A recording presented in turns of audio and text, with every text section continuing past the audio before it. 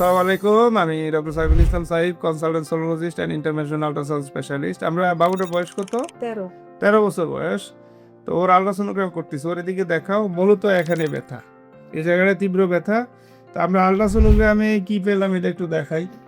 মানে ছোট বাচ্চাদের আসলে অ্যাপেন্ডিক্স এত ফুলা আমরা কিন্তু নর্মালি পাই না, অনেক অনেক ফুলা, হিউজ। দেখতেছেন পুরাটাই কিন্তু সোলেন অ্যাপেন্ডিক্স, মাত্র 13 বছর বয়স। এবং আমরা যদি অ্যাপেন্ডিক্সটা যদি মাপলে দেখেন পুরা এই বলতে কি প্রায় 13 মিলিমিটার।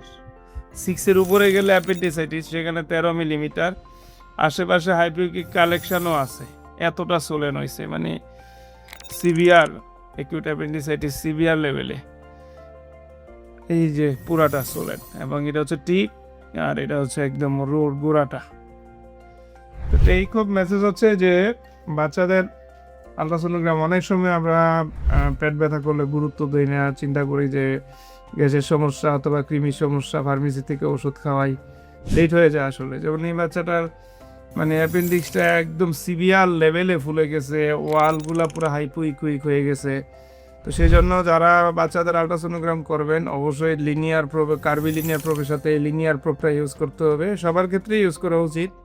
কারণ খাদ্যনালী যে আলট্রাসোনোগ্রাম এটা খুবই কঠিন এবং জটিল, আমাদের দেখে দেখে করতে হবে। তারপরে অ্যাপেন্ডিক্সটার পজিশন, অ্যাপেন্ডিক্সটা বাস্ট হয়েছে কিনা, অ্যাপেন্ডিক্সটা গ্যাংগ্রিনাস কিনা, এটা সবগুলোই আমাদের হচ্ছে রিপোর্টে উল্লেখ করতে হবে। ভালো থাকবে। Holography, Thank you,